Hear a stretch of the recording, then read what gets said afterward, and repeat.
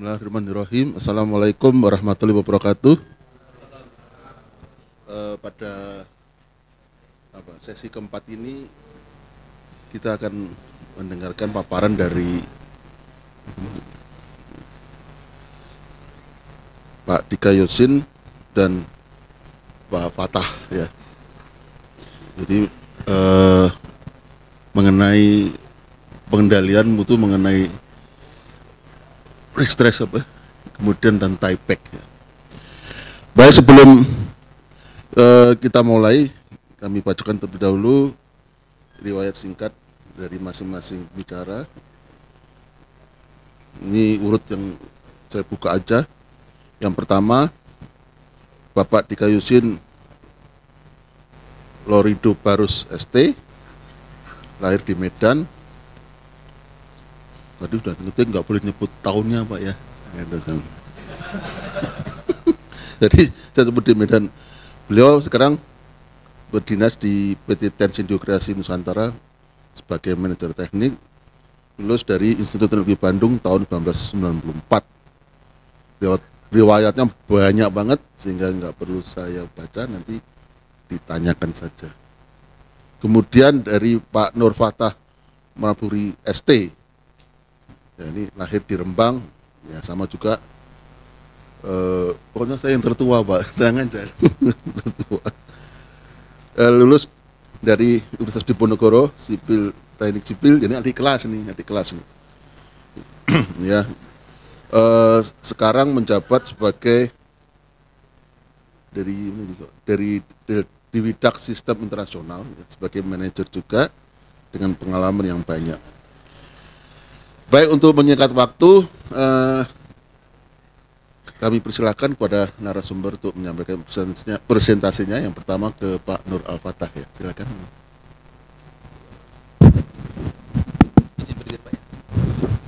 Bismillahirrahmanirrahim. Assalamualaikum warahmatullahi wabarakatuh. Terima kasih atas kesempatannya untuk memberikan kesempatan kepada kami. Yang terhormat kepada Bapak-Bapak, Ibu sekalian, ya. Kali ini saya akan membawakan mengenai pengendalian mutu pekerjaan post tension berdasarkan PCI Manual 11699. Setelah seharian kita mendengarkan paparan yang mumet-mumet ya, kita istirahat sejenak ya, kita yang santai-santai saja. Karena yang kita bicarakan sekarang mengenai stressing kan gitu ya. Jadi kalau yang tadi pagi itu dari Bu Novi sudah menjelaskan banyak sekali mengenai pengendalian mutu, mengenai produk betonnya yang katanya dari Bu Novi tadi ada berapa? 300 halaman ya. 300 halaman, banyak sekali. Ya, kita lebih spesifik lagi di pekerjaan prategang, dan itu lebih spesifik lagi ke pekerjaan post tension. Jadi lebih spesifik lagi. Jadi yang kita bicarakan saat ini itu lebih detail, jadi lebih jadi bukan yang secara umum ya, tapi lebih spesifik untuk pekerjaannya. Monggo dilanjut. Untuk pendahuluan, ya stressing tendon itu kan harus masuk pada toleransi. Kenapa kita bicara mengenai toleransi? Karena kita bicara pada skop yang sangat kecil, yang dimana kita itu masih di daerah aman. Kalau dia itu kurang akan bermasalah, dan kalau kelebihan itu juga akan bermasalah. Ya, karena gaya sangat penting bagi kinerja. Yang pertama kinerja, dan kedua keselamatan struktur pada komponen struktur dan bagian-bagiannya. Karena gaya prategang sangat penting bagi kinerja dan keselamatan struktural, maka pekerjaan stressing harus tunduk pada pengendalian produksi dan kualitas yang cermat. Nah, inilah karena tadi pada bagian yang sangat-sangat kritikal ya di area-area zona aman itu, maka dari tingkat produksi tadi yang sudah disampaikan oleh tadi sesi pertama oleh Bu Novi tadi, dan untuk pekerjaan stressing kita juga lebih lagi untuk masuk ke area-area yang masih dalam batas toleransi. Belum masih. Kapasitas ultimate komponen struktur beton prategang, ya ini poin penting ya, kemungkinan besar tidak akan terpengaruh secara signifikan oleh variasi kecil dalam tegangan masing-masing tendon. Jadi kalau misalnya ada perbedaan sedikit tidak bermasalah, ini yang disampaikan oleh BCI ya. Namun variasi tersebut dapat mengakibatkan chamber diferensial, ya, tegangan beton yang tidak akurat, otomatis, ya, batang yang bengkok ke samping, dan pengurangan kapasitas beton beban retak yang semuanya dapat menyebabkan pembuatan komponen struktur yang tidak memuaskan. Jadi poinnya ini ya, kalau masih dalam batas toleransi itu, nanti efeknya seperti ini. Ya mungkin secara apa namanya kinerja aman, keselamatan aman, cuman yang tadi, ya nanti komponen struktur yang kurang memuaskan, paling seperti itu. Tetapi kalau dalam batas level tertentu itu akan menyebabkan suatu kerusakan. Lanjut. Kalau kita bicara gaya, kita di dalam pekerjaan stressing itu ada beberapa metode pengukuran gaya ya. Yang ini kalau di dalam manual itu ada 5. Yang pertama menggunakan pressure gauge yang biasa kita pakai menggunakan, dia itu masih analog ya.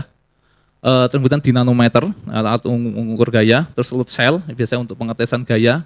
Terus kemudian digital readout itu yang itu di-connect dengan hydraulic jack ya, yaitu pembacaan secara digital. Dan yang ketiga, yang terakhir adalah perhitungan elongasi. Dan perhitungan elongasi di sini disebutkan oleh PCI itu adalah bahwa elongasi yang ada yang terjadi itu dihitung balik untuk menghitung gaya, bukan berapa elongasi untuk ngecek. Itu hal yang berbeda. Mungkin kita lanjut lagi.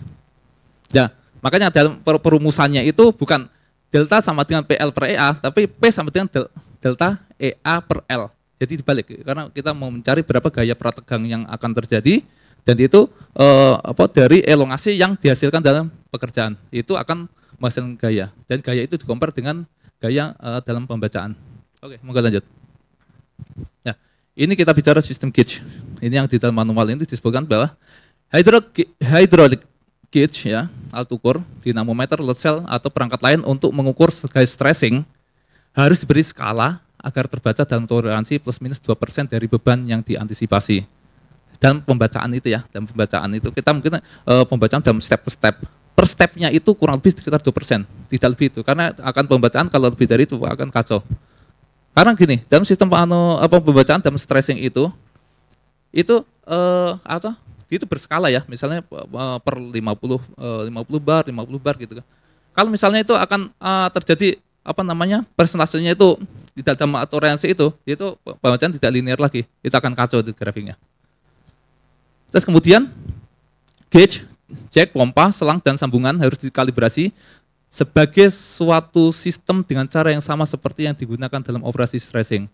Ya, tadi disebutkan tadi pagi itu kan disebutkan bahwa kita alat harus kalibrasi. Bagaimana kalibrasi itu? Kalibrasi itu dalam alat yang kita pakai dalam satu pasang itu, yaitu kalibrasi dalam satu set.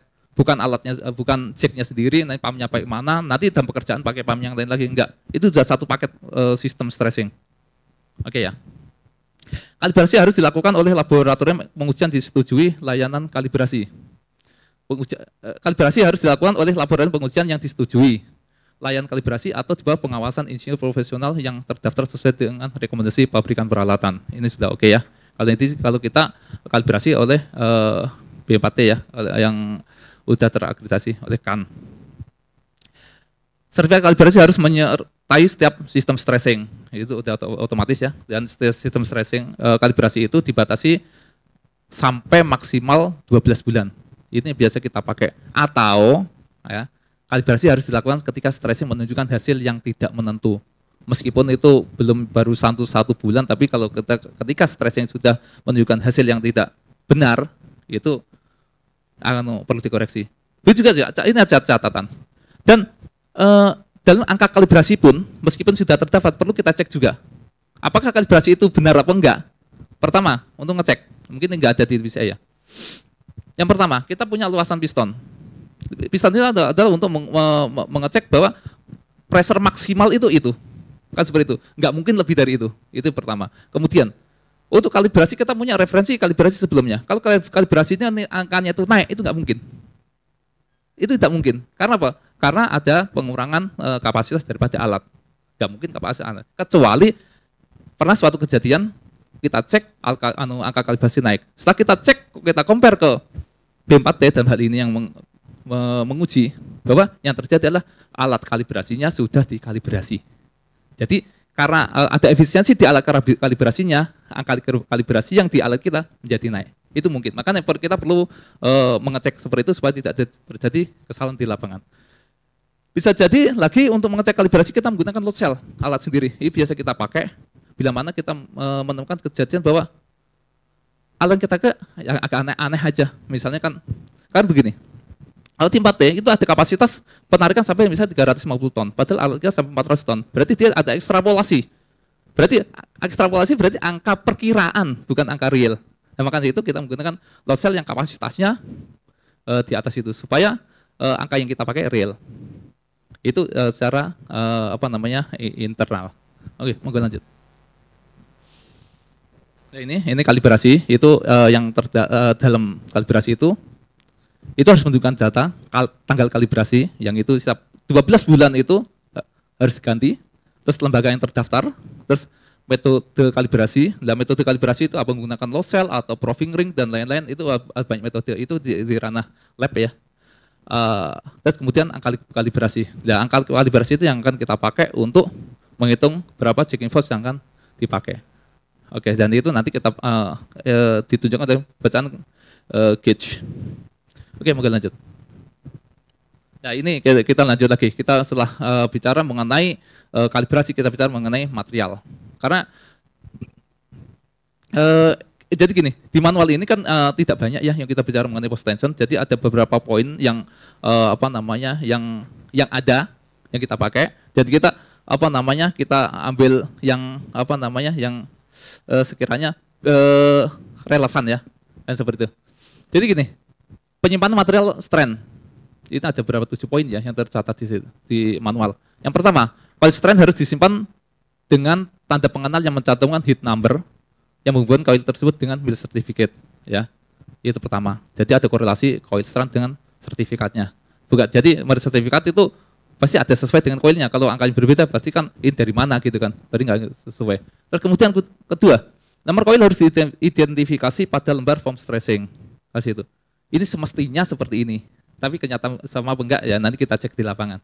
Nah, ini kan kita sama-sama, karena kan kita semua di sini kan sebagai aplikator ya, yang satu precaster, yang satunya sebagai bagian stressingnya. Ya, jadi di ranah konsol pengawas ya ini akan mengecek. Nah, apa perlu sejauh ini enggak kita sampai mengecek nomor koilnya? Kadang kita juga enggak tahu nanti itu stressnya juga dari mana gitu misalnya ya kan gitu kan. Apalagi untuk datanya itu udah enggak ada kayak seperti itu. Terus gini. Yang selanjutnya ada penyimpanan harus diatur dengan baik sehingga tipe strand maupun diameter yang berbeda bisa terkelompokkan dengan baik. Misalnya, itu kalau kami kan jarang menggunakan produk strand banyak ya, biasanya di precaster. Itu kan ada banyak, ada tipe strand ya, ada yang low relaxation, normal relaxation, atau mau diameter yang 05, 06, 062 misalnya. Kalau itu tercampur kan berbahaya. Kalau tercampur karena misalnya antara normal dan normal relaksasi dan low relaksasi itu kan sama bentuknya. Ya, kalau itu yang membedakan apa ya labelnya saja. Jadi kalau tercampur bahaya dan itu memiliki sifat yang berbeda. Terus selanjutnya adalah penanganan material baja praktik harus dilakukan dengan hati-hati untuk menghindari abrasi, tertekuk atau terbelit. Ya, material baja dan termasuk bagaimana cara menaruhnya, mendirikannya, nanti dia itu membungkusnya, terus kemudian bagian nanti mengurainya gitu kan. Jadi kalau strand itu biasanya gitu pakai kan dia diberdirikan, kalau dirobohkan akan berbahaya kan seperti itu. Itu contohnya. Dan menggunakan kalau mengangkatnya pakai forklift atau pakai crane atau pakai itu aturan itu yang perlu disikapi dengan baik. Perhatian khusus harus diberikan untuk melindungi selongsong ya ketika membongkar. Ya, ini mata strand ini selongsongnya. Kan selongsong kan sifatnya dia itu kan cup ya. Dia itu kalau kebanting bisa penyok, nanti kalau bisa bocor karena dalam pembuatannya kan ditipilin ya. Dipilin kuatnya dia itu hanya untuk merekatkan, nanti kalau dia bocor khawatirnya nanti ketika dicor nanti bisa terjadi kebocoran. Selanjutnya baja perhatikan tidak boleh disimpan langsung di atas tanah. Ya, ini akhirnya Bapak Ibu sekalian sudah tahu ya, sudah paham. Dan kita kalau sudah terjadi karatnya dia itu langsung merambat sampai ke atas dan akhirnya bisa di reject. Terus kemudian selanjutnya penyimpanan baja prategang harus dilakukan dengan hati-hati untuk mencegah korosi yang disebabkan karena kelembaban. Oke, lanjut. Ya, kita masuk ke bab post tension. Tadi baru pendahuluan ya, post tension.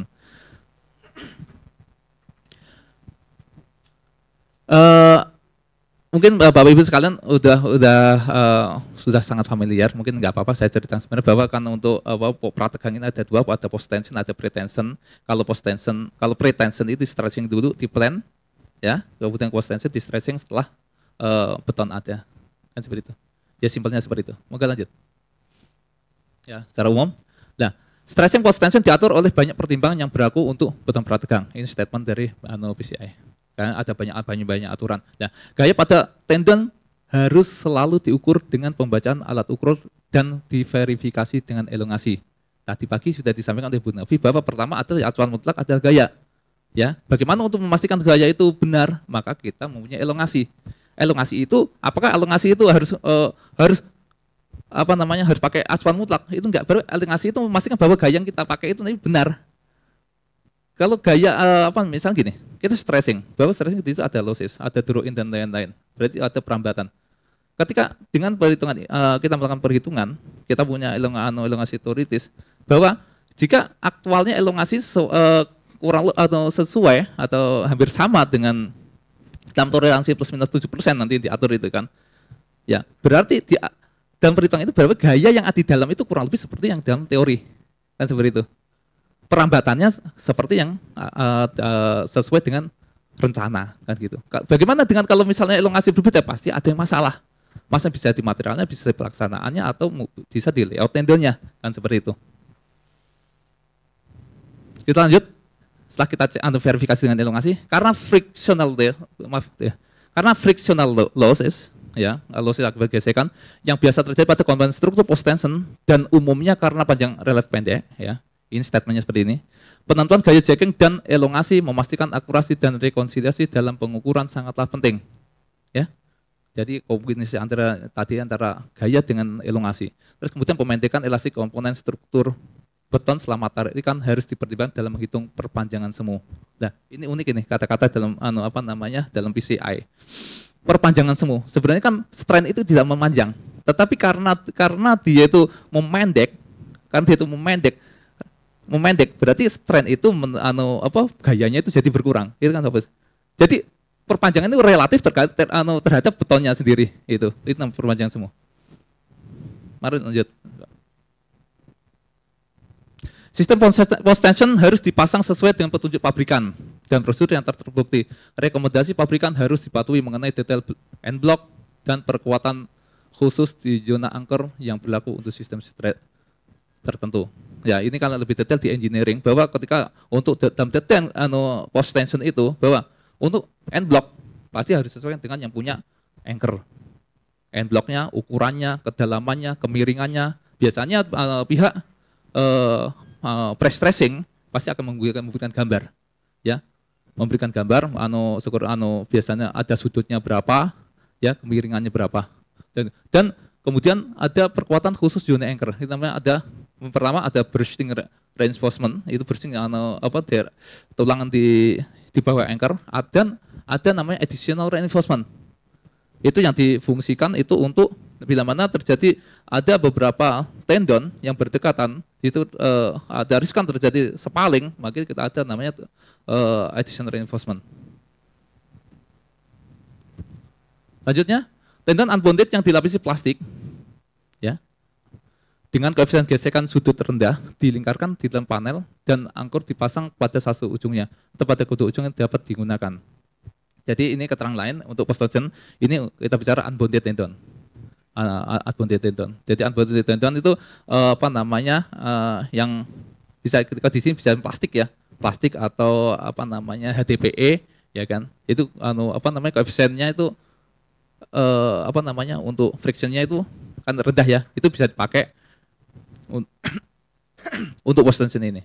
Selanjutnya gini, kelengkungan pada profil tendon sebaiknya tidak lebih dekat dari 3 feet per 0,9 meter. Ya. 3 feet ya dari anchor stressing. Jadi Pertama ketika anchor stressing itu, ya dari anchor itu, tendon masih lurus, itu berapa jaraknya sehingga itu masih boleh dibuat melengkung. Itu tidak boleh kurang dari 0,9. Karena kalau lengkungannya itu di dekat anchor, pasti itu akan berbahaya terkait dengan anchor itu sendiri. Karena di anchor sendiri itu kan gayanya paling besar di anchor. Kemudian tiba-tiba dibelokkan, itu akan riskan terjadi patahan gaya di situ. Terus selanjutnya tendon harus ditopang dengan kuat pada jarak titik tidak melebihi 4 kaki atau 1,2 meter untuk mencegah perpindahan selama pengecoran beton. Itu namanya support bar ya. Ya kalau kita bisa pakai antara 1 meter 0,75 tergantung kebutuhan ya. Enggak. Ya. Ini tadi udah bicara unbonded ya. Ini tipe post tension ini ada 2, bonded tendon dan unbonded tendon. Kalau dalam manual disebutkan kalau bonded tendon itu jika tendon sudah stressing langsung diisi dengan growting untuk melindungi baja perhatikan dari korosi. Ini fungsi utamanya ya. Hal ini membuat tendon monolit dengan beton. Ya. Jadi fungsinya growting untuk melindungi baja prategang dari korosi. Sedangkan unbonded tendon, baja prategang yang dipasang dilapisi dengan galvanize, epoxy, grease, wax, plastik atau bitumen untuk melindungi dari korosi. Untuk tendonnya tidak di-growting. Jadi bedanya ini. Terkait bagaimana dalam pemilihan struktur itu menggunakan bonded tendon atau unbonded tendon, itu sebenarnya di ranah konsultan. Tapi sebenarnya kisi-kisinya seperti ini. Jadi unbonded tendon sebenarnya kan lebih ke arah bagaimana nanti bahwa tendon itu bisa di-repair lagi, bisa diganti. Dan di satu sisi unbonded tendon itu harus ada ruang yang cukup untuk masang. Jadi kita contoh seperti ini. Bagaimana kalau kan enak kan kalau misalkan udah rusak bisa diganti lagi. Bagaimana kalau PCI girder menggunakan unbonded tendon? Ya kira-kira berapa ducting yang akan dipasang karena di itu harus ada selongsongnya. Itu pasti semua luasannya akan ada tendonnya semua kan gitu kan. Nanti nggak ada ruangan untuk naruh tulangan kan gitu seperti itu. Beda cerita kalau menggunakan box girder. Box girder untuk unbonded tendon itu unbonded tendon ditaruh di dalam ruangan di dalam voidnya. Ya, sehingga lebih leluasa menaruh itu dan meskipun untuk unbonded tendon lebih menguntungkan dalam hal untuk pemasangan, untuk instalasi. Jadi masing-masing punya kelebihan dan kekurangan, tapi itu di ranah di ranah desain. Tetapi kalau misalnya ada di desain ini kan bicara bukan di desain ya, tapi kita bicara butuh pekerjaan untuk bagaimana pekerjaan ini bisa berjalan dengan baik. Mungkin aja. Detail dan posisi duct. Duct untuk tendon post tension adalah terbuat dari logam fleksibel atau semi kaku ya, atau pipa HDPE polipropilen ya, bergelombang dipasang di dalam member. Tendon yang tidak diikat ya atau unbonded dengan growting dapat dipasang pada duct dari plastik atau bahan lainnya. Metal duct harus dari logam besi, ferrous logam, dan dapat digalvanize. Aluminium atau PVC tidak boleh digunakan untuk saluran atau duct. Ya ini catatan, kadang itu ya untuk kondisi tertentu untuk memudahkan supaya lebih mudah untuk cari material kadang menggunakan PVC. Ya itu kadang itu bercatutan karena di manual sudah disebutkan bahwa aluminium atau PVC tidak dianjurkan. Dan untuk logam untuk ini pun juga dibikin corrugated ya, bergelombang ya, supaya itu ikatan dalam beton itu menyatu kan seperti itu. Alignment dan posisi duct di dalam member harus dikontrol. Lintasan duct tidak boleh menyimpang dari garis lengkung atau lurus yang ditunjukkan pada gambar desain lebih dari setengah inch atau 3 mm dalam panjang seluruh kaki. Ya kurang lebih sekitar 1% ya, kurang lebih seperti itu. Untuk komponen struktur lengkung, tendon dan duct harus ditempatkan secara simetris terhadap subuh komponen struktur yang sejajar dengan arah kelengkungan. Jadi begini, ketika kita misalkan punya struktur I-girder atau U-girder, meskipun tendonnya belok-belok, itu antara kanan kiri pasti simetris. Ya kalau nggak simetris pasti itu ada ada perbedaan gaya. Perbedaan gaya itu akan menyebabkan bahwa di sekitar situ itu ada gaya potensial yang akan selalu bekerja seumur hidup jembatan. Nah itu akan menyalahi bahwa kaidah bahwa struktur itu tidak menerima gaya lain selain gaya yang ada post tension. Padahal itu ada. Nah, itu gara-gara salah pemasangan, nah, gitu. Makanya dalam dalam pemasangan itu, nanti ada toleransi berapa sih maksimum itu dalam dalam manual disebutkan tidak lebih dari 6 mm untuk pemasangan dak. Nanti kita lanjut. Ya. Oh, sebentar, Bang. Ya, cepatnya lagi. Posisi dak terhadap ketebalan, ya, komponen struktur terutama pada lokasi krisis harus dijaga dalam toleransi. Ya. Variasinya 6 mm atau 1/8 inch per kaki kedalaman. Jadi batasannya batasan sudut dan batasan jarak. Ya. Terus alinyemen dak harus sedemikian rupa sehingga tendon bebas bergerak di dalamnya. Oke.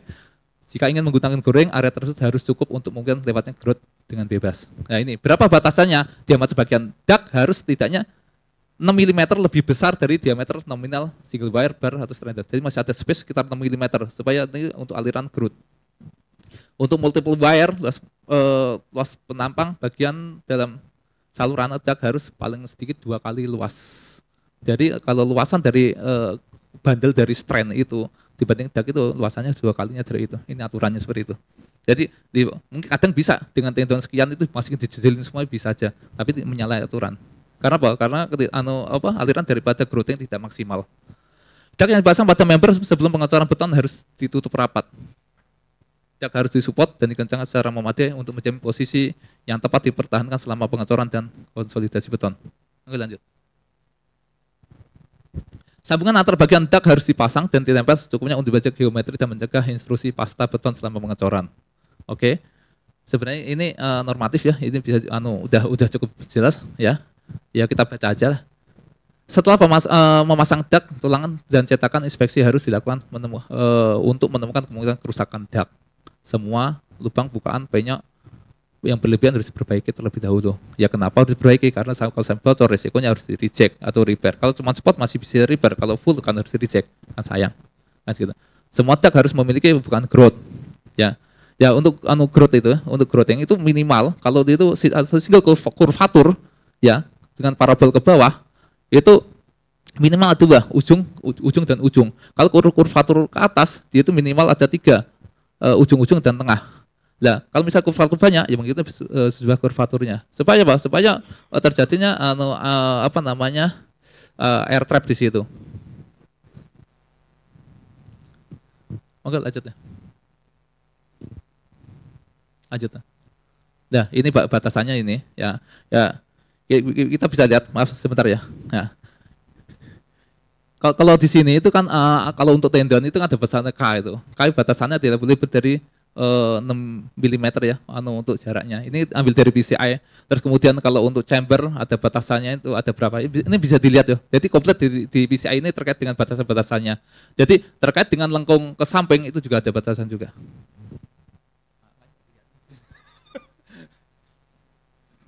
Ini ya. Ini untuk chamber ini ada batasannya. Berapa sih? Nah. Terus kemudian untuk tendon berapa? Ini ada, ini angkanya ada. Ini K-nya berapa? Gitu. Jadi kalau kurang lebihnya ya kalau untuk posisi tendon kurang lebih batasannya 6 mm. Kalau untuk untuk chamber, nah itu ada juga. Jadi kenapa batasan itu ada? Supaya kita dalam desain itu punya asumsi. Supaya asumsi benar bahwa material yang kita asumsikan ya kurang lebih mendekati yang aktual mendekati yang kita asumsikan, ya kan? Misalnya begini, dalam fabrikasi ternyata dia itu mempunyai sebelum kita stres sudah punya chamber, ya kan? Artinya apa? Berarti posisinya kita asumsi bentang lurus itu sudah salah karena dia itu sudah mempunyai kelengkungan. Dia itu membernya bukan lurus lagi. Jadi kalau nanti kan kita menggunakan finite element, berarti kata asumsinya bukan lurus lagi, tapi dia itu berspot membentuk parabol misalnya ya, sesuai dengan aktualnya, kan seperti itu. Monggo lanjut. Ya. Ini gesekan pada dak. Gas stressing yang diperlukan untuk menghasilkan tegangan diperlukan untuk mengatasi gaya cek untuk ditunjukkan data tension. Dengan produksi harus menunjukkan teknik itu harus diperhatikan dalam stressing yang terdiri dari overstress, stressing dari arah, over elongasi, semua itu diperhatikan.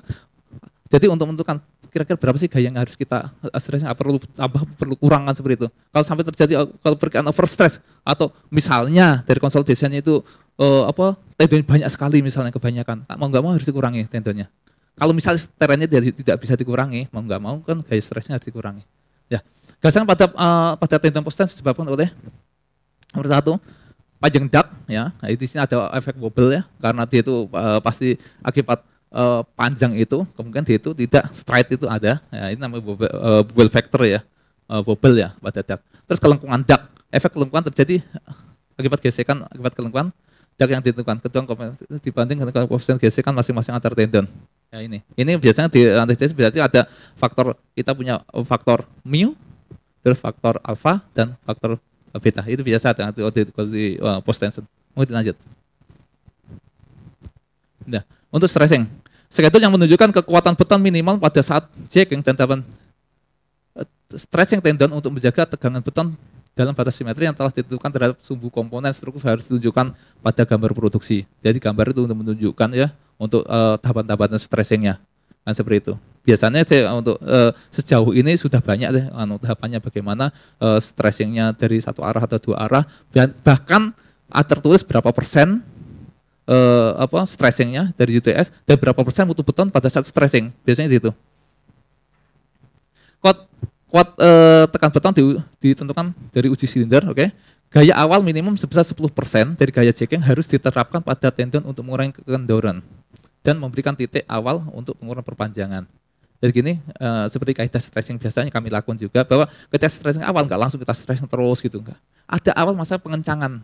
Ketika pengencangan itu supaya kita mulai starting di mana kita mulai kita menghitung elongasi. Supaya situ ketika kita juga asumsikan 10% itu kita tarik, itulah mulainya terjadi elongasi yang linear. Ketika sudah linear maka hukum Hooke berlaku. Ya. Dan rumus-rumus elongasi itu bisa dipakai. Karena kalau dari awal elongasi sudah dipakai, maka panjangnya udah udah kacau kan seperti itu. Nggak lanjut. Gaya akhir yang ditemukan pada tendon dan elongasi aktual yang diukur harus sesuai dengan nilai teoritis dan batas toleransi 7%. Tadi sudah disampaikan. Nah, ini sebenarnya untuk kondisi normal, tapi untuk balap pendek itu di beberapa code itu ditentukan bahwa batasnya itu bisa lebih, bisa sampai 15%, dan bahkan di sini juga nanti akan saya jelaskan juga bahwa untuk bentang pendek itu justru kita mempunyai metode stretching tersendiri supaya untuk mengakomodir bahwa stretching, karena kalau di stretching itu belum tentu masuk kalau untuk batas toleransi ini elongasi, karena dengan sedikit perbedaannya aja dia itu persentasenya sudah besar sekali. Monggo lanjut. Ini batas gaya stretching. Di manual disebutkan bahwa gaya stretching maksimum tidak boleh melebihi batas yang berlaku dalam ACI 318. Nah, batasnya itu ini. Ini saya copy dari PCI biar original ya, original. Bahwa untuk stretching, untuk jacking itu 0,94 dari FPJ dari yieldnya. Sedangkan FPJ 0,9 FPU. Ya, itu kurang lebih 0,85. Tapi tidak boleh lebih besar dari 0,8 FPU. Dari stretching tidak boleh lebih besar dari 80% dari UTS-nya. Ya. Nah, kalau misalnya nanti kenapa stretching biasanya bukan 80% atau 75%, itu pertanyaan lagi nanti. Terus untuk after press stress jadi 0,82 FPJ sekitar, tapi tidak boleh besar dari 0,74 FPU. Monggo lanjut. Oke. Kurang sekitar 3 slide lagi lah kurang lebih. Catatan untuk stretching pada post tension dengan benang pendek biasanya elongasi bernilai kecil sehingga memberikan penekanan tambahan pada perolehan bacaan yang akurat secara cermat. Untuk tendon pasca tarik panjangnya kurang dari 7,6 meter diperlukan metode stretching dan metode pengukuran elongasi secara khusus. Nah, ini bagaimana metodenya? Nah, itu masuk ke ranah lebih detail lagi. Nah, tapi yang jelas itu dibedakan. Kenapa? Karena yang tadi saya sebutkan bahwa ketika bola itu pendek, dia tuh range kecil saja itu presentasinya sudah besar sekali. Jadi dia sangat-sangat akurat sekali. Pengukuran yang akurat sangat diperlukan untuk unbounded tendon karena sulitnya stretching strength untuk mencapai elongasi yang diperhitungkan karena berbagai kemungkinan konfigurasi strength, banyak kekemungkinan tendon dan dosis akibat gesekan. Kenapa kita fokus ke unbounded? Karena unbounded itu ya, dia itu hanya punya 2 titik tumpuan. Di tengahnya itu enggak ada. Ya kurang lebih seperti itu. Jadi kalau ketika yang itu loss, semuanya sudah loss semua. Beda dengan bonded, dia itu bisa mengikat di seluruh member. Mungkin lanjut. Elongasi aktor dalam body strand harus dicek terhadap perpanjangan teoritis untuk memastikan bahwa strand tersebut sebelum tertarik. Itu memastikan strand mungkin terikat tertentu atau angkor mungkin tidak berfungsi dengan baik dan mencegah strand dikencangkan sepenuhnya. Oke, lanjut. Ini angkor, sistem angkor harus sejajar. Oke. Rumah beton terbakar harus tegak lurus. Oke. Dia itu sejajar, kemudian dia itu harus tegak lurus dengan penampang. Kalau hilang gaya angkor yang disebabkan oleh setting loss atau penyebab lainnya harus diukur secara akurat. Oke. Setting loss adalah kehilangan gaya pada saat transfer gaya dari alat jack ke angkor melalui baji. Oke, lanjut. Sambungan yang menghubungkan antar angkor pada cetakan harus cukup kaku, ya, cukup kaku sehingga mencegah kendor, kemudian mencegah dari kebocoran. Daerah angkor harus tertutup rapat, ya, atau daerah angkor harus ditutup rapat setelah tendon atau strand distressing. Oke, penutup beton minimum atau untuk angkor tidak boleh kurang dari penutup minimum tulangan pada lokasi yang lain. Jadi minimum cover beton itu terpenuhi, ya, misalnya 3 cm, 5 cm sesuai dengan yang berlaku di lingkungan itu. Plastik former akan dipakai dan ini plastik former dihapus dengan gigi sebelum dimasukkan untuk mencegah kebocoran dalam angkor. Mungkin lanjut. Ini catatan untuk angkor, untuk sistem unbounded, angkor menyediakan satu titik perbedaan gaya tendon tadi. Oleh karena itu sangat penting bahwa angkor mampu menahan 95% dari ultimate tendon, dibatasi seperti itu. Kesejahteraan angkor sangat penting untuk menempatkan tendon. Kesejahteraan selama pengecoran dapat mengurangi efektivitas angkor. Mungkin lanjut. Ini growting, udah mau selesai ini.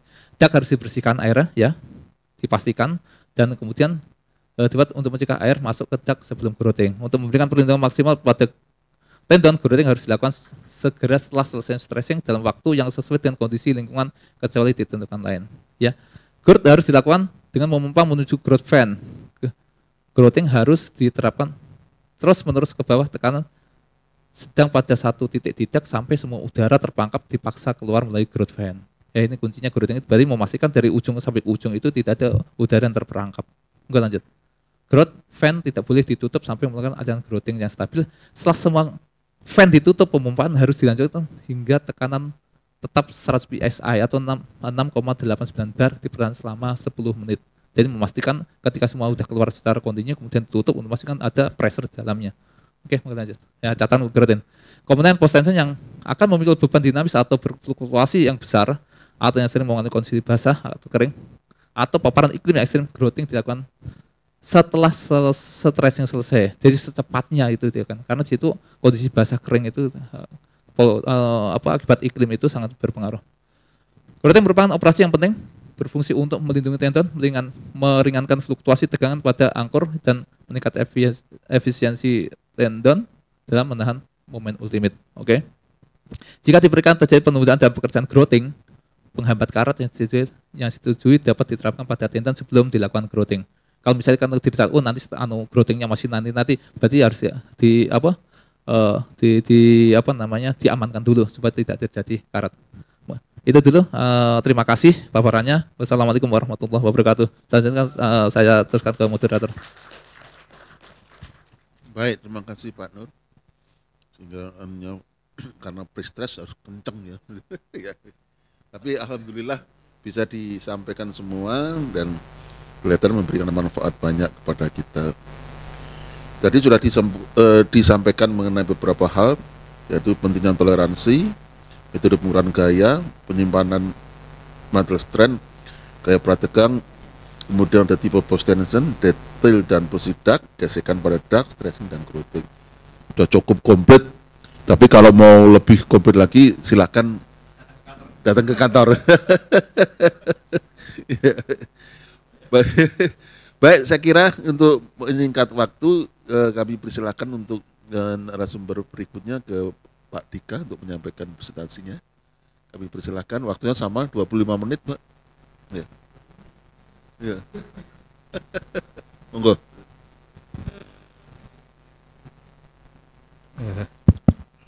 Baik, terima kasih Pak untuk kesempatannya. Karena waktunya sudah semakin sore, saya akan langsung masuk ke paparan. Terima kasih untuk kesempatan ini. Setelah tadi bertubi-tubi regulasi, peraturan dan segalanya, sekarang saya akan ajak kita untuk mulai memikirkan penjualannya saja. Jadi topiknya sekali ini adalah seat pile, karena saya dengar tadi dari Pak Dudung prosentasi seat pile ini lumayan ya, walaupun bukan tertinggi ya. Kedua terbesar, ya. Baik. Lanjut. Nah, seat pile ini satu komponen pracetak, sudah diproduksi banyak sekali di domestik. Juga bahan-bahannya, komponen dan proses produksinya sudah tidak ada kendala lagi. Ini dapat diproduksi dengan banyak, sehingga pemakainya perlu diperbanyak juga. Nah, ini ada beberapa pemakaian yang bisa kita lihat di tebing sungai misalnya ya, di tepi sungai. Ini supaya lebih rapi, tidak ada longsor-longsor dan sebagainya. Ini kita sudah lihat di beberapa bagian di Jakarta juga diterapkan. Kemudian ini ada reklamasi di bagian yang air, jika ingin dijadikan daerah kering, itu dilokalisir dengan seat pile ya. Dan ada juga yang namanya kontur. Ini daerahnya setinggi ini, di atas sana untuk supaya lalu lintas bisa dialihkan ke sini. Daerah-daerah perbukitan misalnya bisa memakai teknik ini juga. Dan ada juga zonasi bahwa ini daerah ini yang mau dipisah dari sini bisa dilakukan dengan pemakaian gini. Dan di luar ini sendiri ada juga pemakaian lain yang kadang-kadang sangat kreatif ya, bisa dijadikan bahan pertimbangan untuk selanjutnya. Untuk seat pile ini ada dua pemakaian umum. Satu ground anchor namanya, satu tieback. Ini temennya ya. Jadi kalau ground anchor itu digali ke dalam, itu konstruksi top down. Prosesnya dipasang si seat pile-nya, kemudian ini kita turun.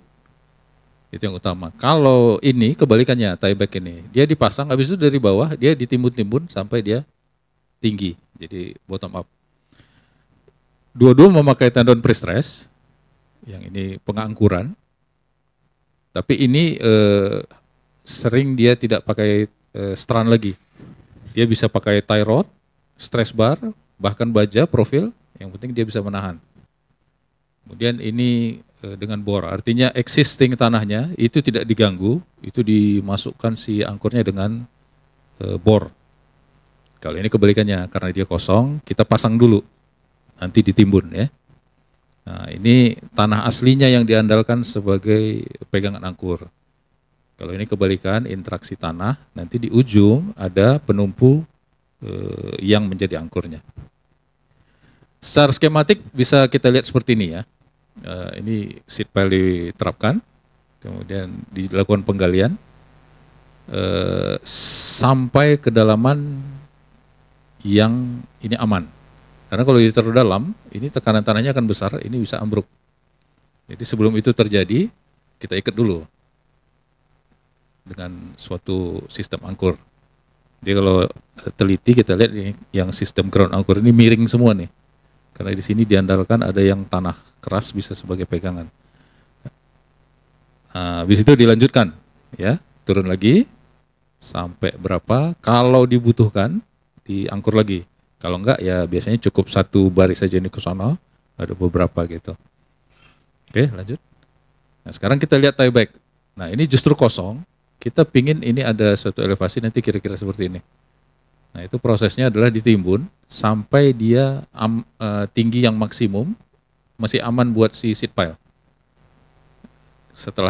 Setelah tinggi itu tercapai, diikat dulu supaya ini tidak jatuh ke sana ya. Itu lanjutkan lagi timbun sampai seberapa kata engineer-nya, nanti diikat lagi. Nah, jadi akhirnya di atas bisa kasih jalan, jadi apa gitu ya. Oke, lanjut. Nah, ini secara umum kalau kelihatan ini dari luar ya, ini ada yang mau ditutup, dipasang dulu si seat pile-nya ini.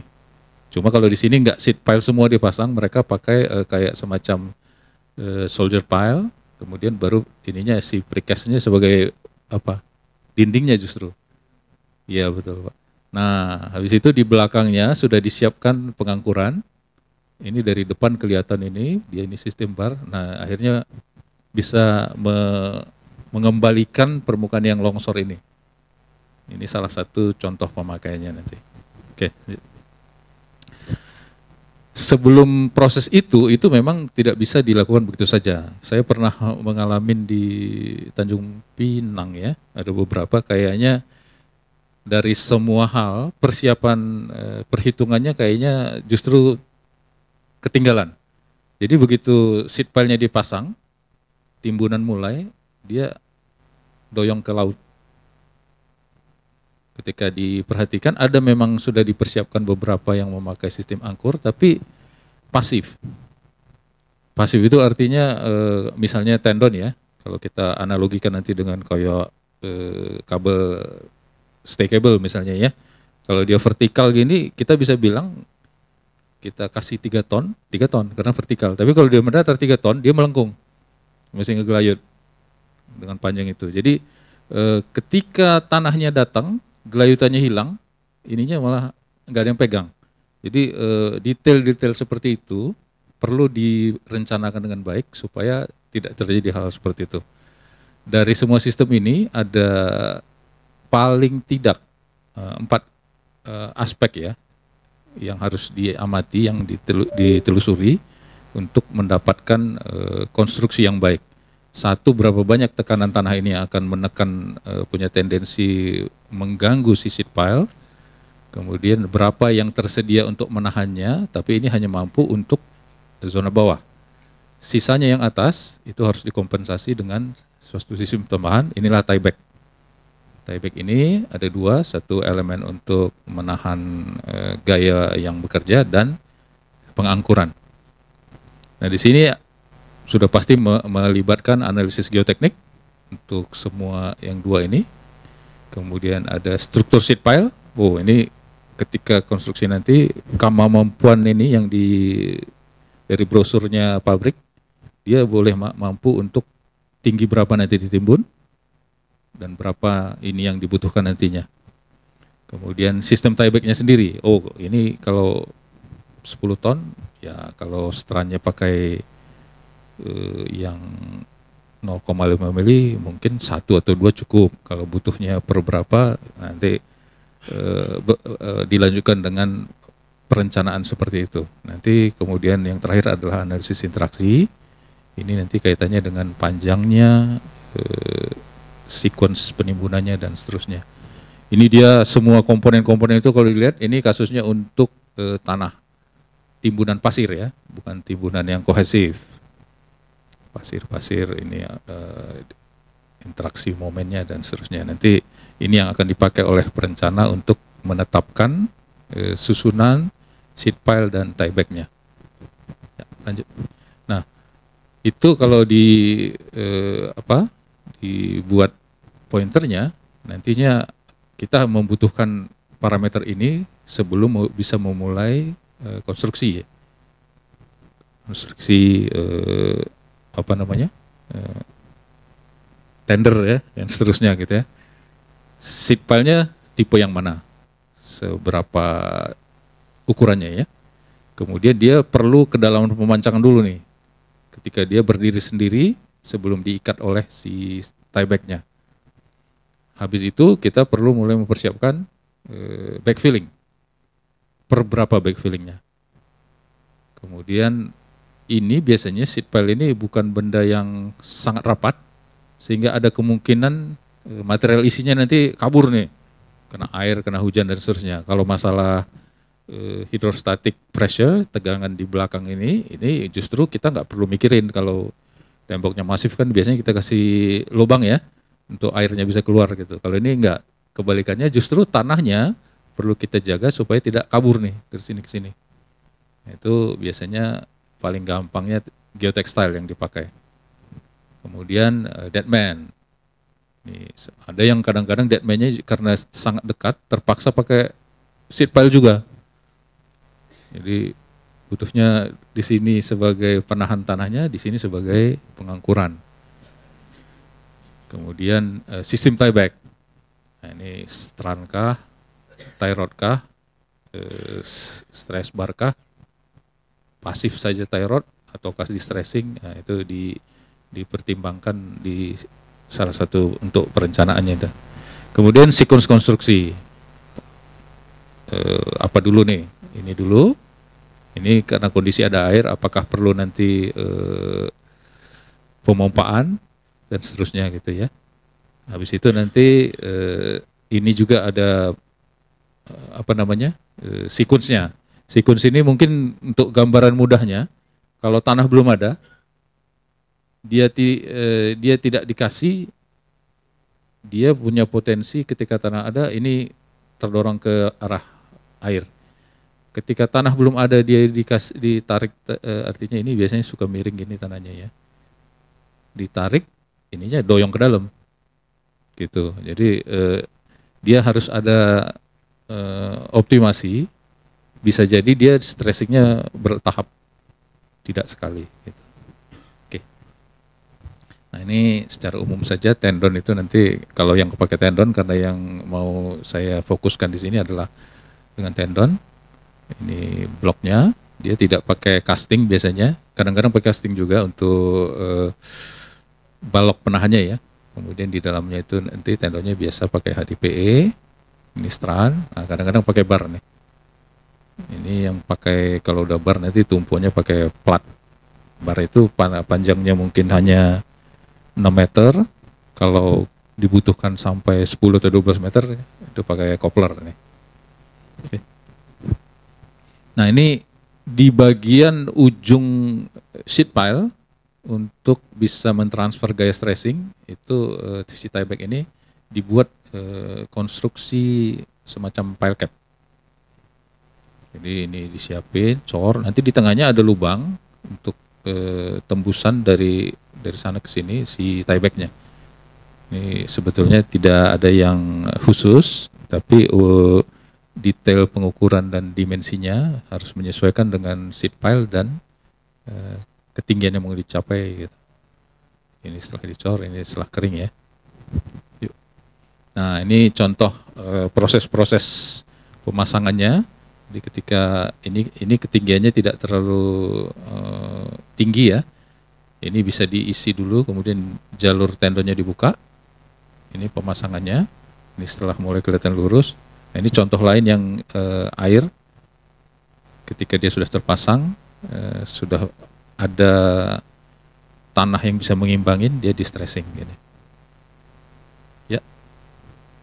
Nah, yang perlu diperhatikan sudah pasti kegagalan konstruksi. Ini ada 4 yang kita dokumentasikan. Di luar ini sebetulnya ada juga pola-pola lain ini yang perlu dijaga. Mungkin Bapak-Bapak juga pernah ketemu ya di pelabuhan, yang sering dengar itu pelabuhan ya, Pelindo bikin dermaga gitu. Yang pertama ini si sheet pile-nya tidak cukup kuat. Ini salah pemilihan dari awal. Ketika tanahnya cukup tinggi, tekanan ini mengganggu dan dia tidak mampu memikul ya, fail di situ. Yang kedua, ininya tidak dalam nih. Jadi ketika tekanan tanah itu yang vertikal di sini bukan yang horizontal, ini terjadi semacam pola kelongsoran, lengkungan pola slidingnya ya. Nah, itu bisa terjadi juga tuh di atas, soalnya dia terikat. Ada juga nanti yang polanya seperti ini, kalau dia pendek, dia tidak mampu bahkan dorongan ini ya, double gitu. Jadi harusnya dia diikat sampai sini. Nah, ini karena hanya segini, dua-duanya ikut ini, geser gitu. Nah ada juga yang memang ini skalanya sudah sangat besar,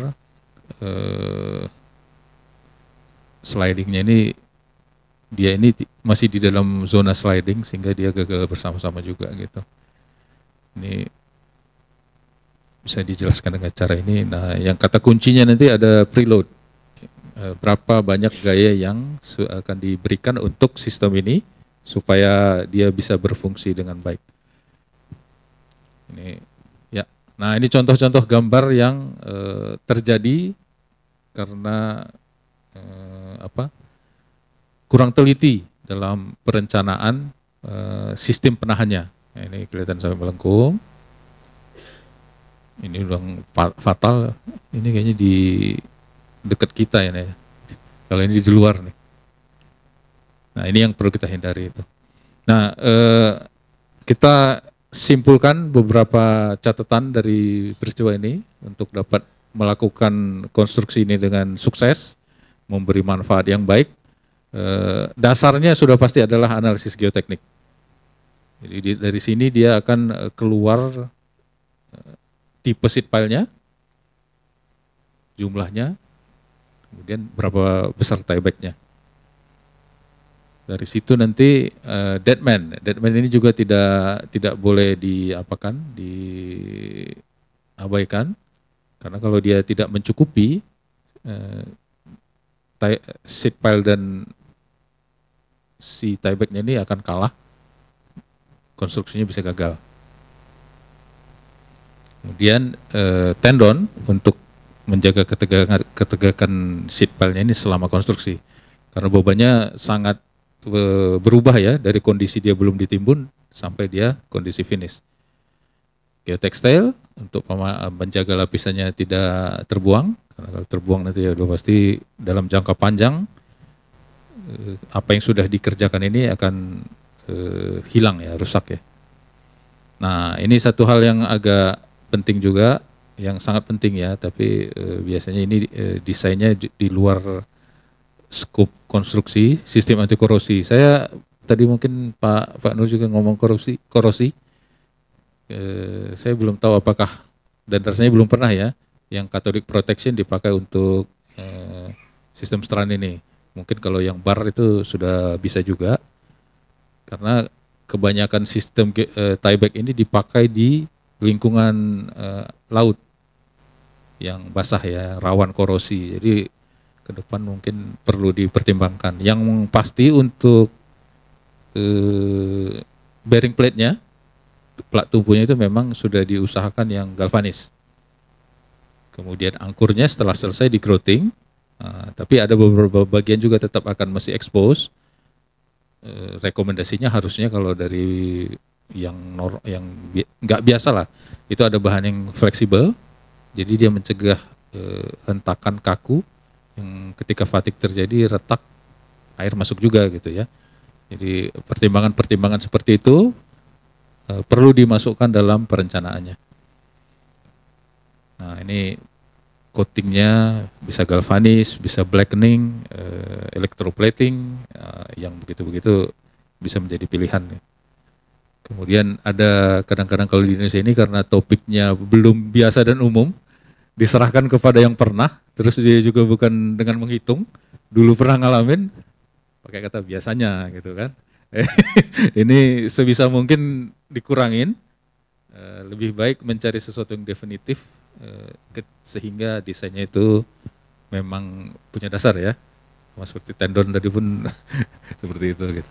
Kita memang belum punya panduan yang kuat dalam bentuk code, tapi engineering mekanika biasa ya. Kalau kami sendiri dari tempat saya itu di Merak, di Tanjung Pinang, kemudian di Benoa begitu, mengandalkan engineering dulu ya, buku-buku kayak Timosenko, buku Terzaghi gitu ya, itu dipakai untuk menetapkan parameter ya. Buku kalau di bagian tieback-nya ya buku-buku Tewilin gitu ya, kita kombinasikan untuk mencari kondisi yang paling aman. Saya pikir saya tidak banyak-banyak untuk ini, mudah-mudahan ini bisa memotivasi kita semua. Terima kasih.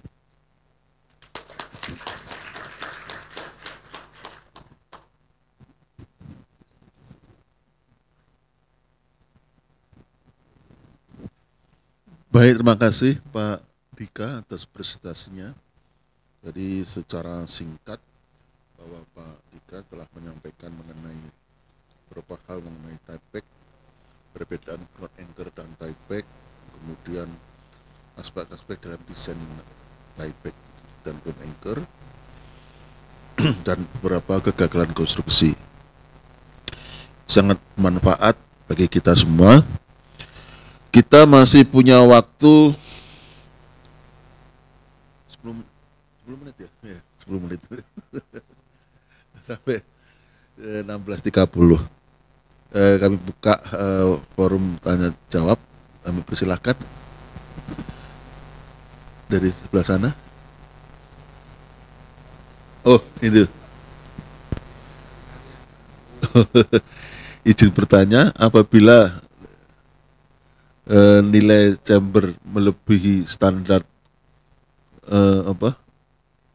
Bagaimana? Oh, gimana? Bagaimana solusi perbaikan? Kemudian kedua, apabila dimensi desain PCI tidak sesuai dengan atau lebih, bagaimana perhitungan checking force-nya? Ya. Ke Pak Nur ya. Oke, silakan Pak Nur.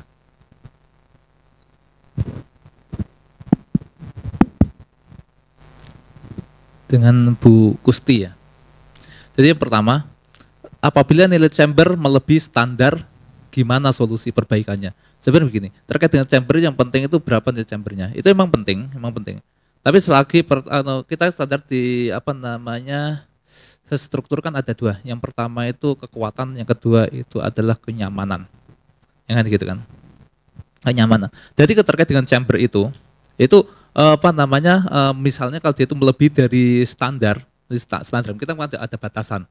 Jadi ada yang lebih penting dari itu adalah bagaimana keseragaman antara misalnya kita girder satu dengan yang lainnya, supaya ketika dia itu apa namanya seragam, kita itu lebih mudah untuk apa namanya mengantisipasi memfollow up langkah lanjutannya. Contoh gini, misalnya kita punya apa chamber misalnya 3 cm misalnya, ternyata dia itu sampai 8 cm. Sebenarnya nggak ada masalah kalau itu seragam. Yang akan jadi masalah itu bila mana tidak seragam, yang satu 3 cm, yang satu 10 cm. Berarti ada perbedaan yang cukup besar 7 cm. Jadi yang akan jadi masalah adalah bagaimana kita harus ngecor plat lantainya. Apa ngikuti yang 10 atau ngikuti yang 3 cm. Kalau ngikuti yang 10 berarti di posisi yang 3 cm itu akan ketebalan 7 cm.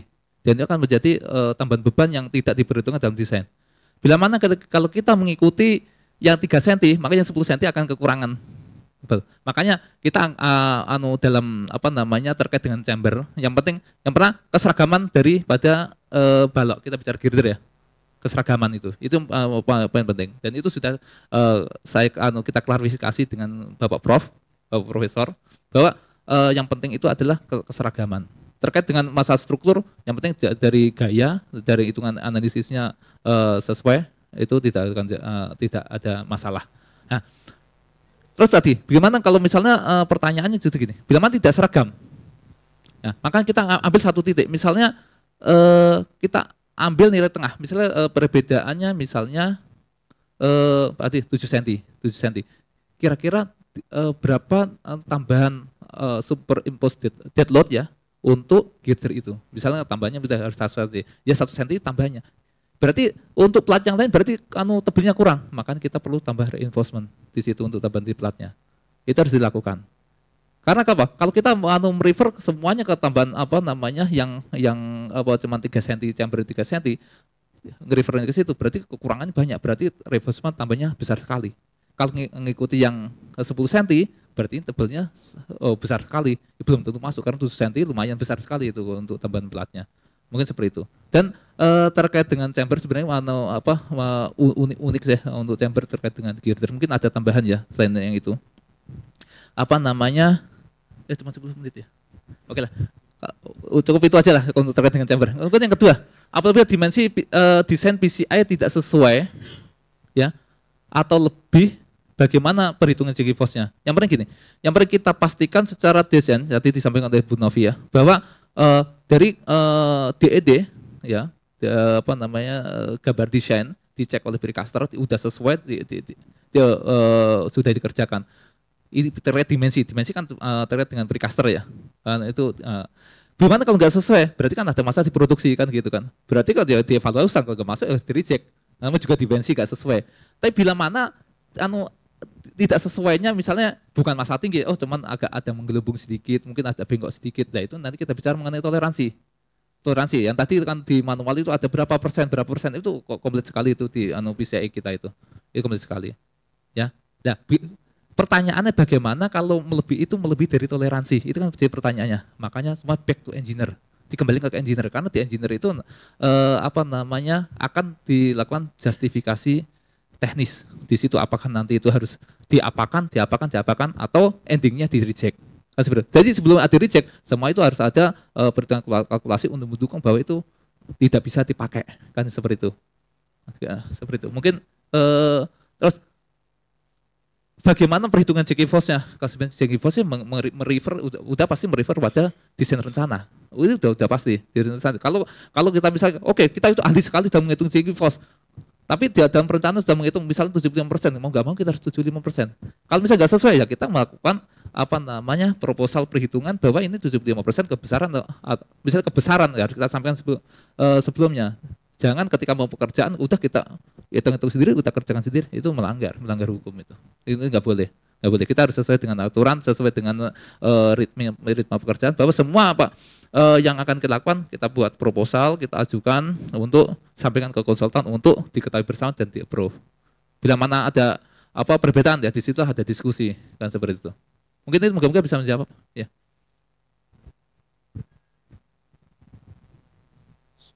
Satu aja dari sini karena untuk ke Pak Dika.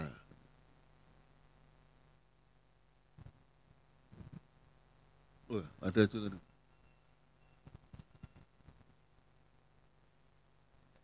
Apa? Apa? Udah itu aja berarti. Oke.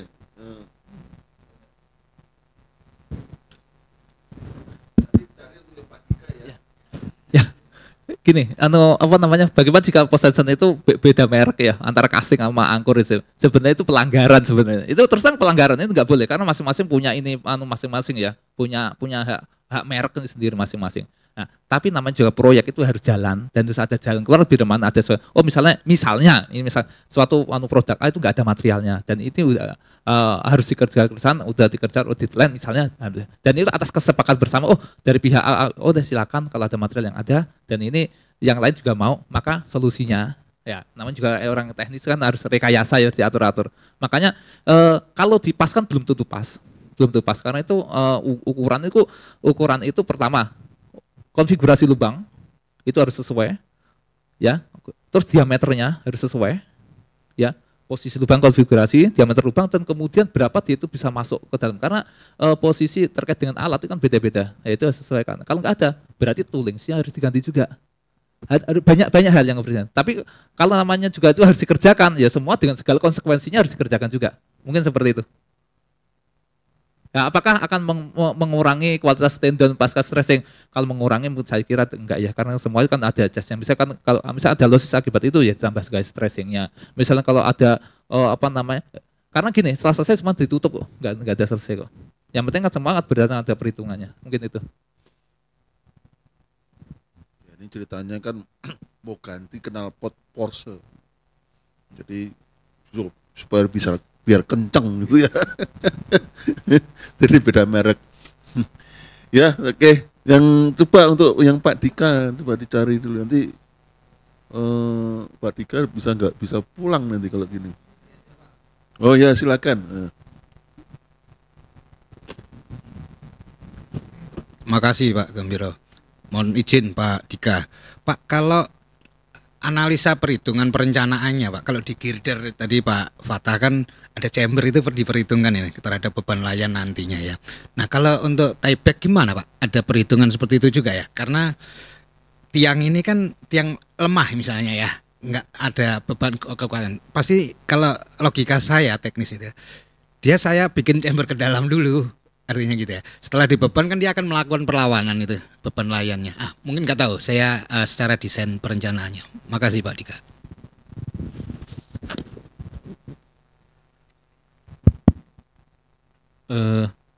Saya minta tolong gambarnya tadi supaya bisa nunjukin yang dimaksud nggak ya? Slide yang oke. Kalau itu kan ada Terus. Halo, saya Nito. Satu lagi. Yang ada ini ya. Sebetulnya nggak. Terima kasih Pak. Kembali Pak. Nah, yang ini gaya Terlanjur dipasang nih. Nanti gambar lampunya lampu disko ini. Warna-warni ya. Ya mungkin langsung aja ya. Ya, Ini yang tegaknya ini, ya kira ini ya. Memang nggak bisa satu angka yang bulat Pak. Jadi idealnya dia nanti akan tegak ya. Seperti Bapak bilang tadi, tekanan total ini kan punya kontribusi. Ya singkatnya kalau pakai momen area berapa momennya kasih berapa momennya kali ke titik ini itu sebetulnya sudah representasi berapa banyak dia akan bergerak ketika ada tegangan aktif ya. Nah, jadi harusnya konsepnya kalau yang biasa kita lakukan adalah ditarik sehingga dia ke dalam supaya nanti ketika backfill-nya penuh itu kembali seperti itu Pak. Seperti itu Pak ya. Seperti itu. Jadi sama seperti kalau girder itu ada pre-chamber dulu, sebelum kan beban kan dia akan pre-chamber dulu itu. Kira-kira Nah, begitu. beban layan, Betul, dan betul. lain-lain dia akan kembali Konsep ya. inilah kalau dalam Sama ya. buku mekanika kita dulu deformasi konsisten ya. Oke. Gitu dia. Ya, makasih Pak. Baik, karena waktunya. 1 menit silakan. Maaf, tadi ada yang pertanyaan bagaimana kalau menurut saya kalau dari beda produk ya. Tadi ada kelewatan. Itu bisa menggunakan adjuster plate. Karena lubangnya kan beda. Berarti kan harus ada yang mengadjust bagaimana supaya lubang bisa sesuai dan dia itu bisa masuk atau nanti kurang. Kan cuma itu aja. Bagaimana perhitungannya? Yaitu ya rahasia. Makasih. Namanya kalau orang Indonesia itu memang begitu, ahli ngutak-ngatik. Oke, baik. Sangat luar biasa dan menarik presentasi dari kedua narasumber ini. Terima kasih kepada bapak-bapak yang telah memberikan presentasinya dan kami aplaus untuk kedua narasumber. Ya, kita beri tepuk tangan. Dengan demikian saya serahkan kembali ke Mbak Tiwi. Terima kasih. Assalamualaikum warahmatullahi wabarakatuh. Waalaikumsalam warahmatullahi wabarakatuh.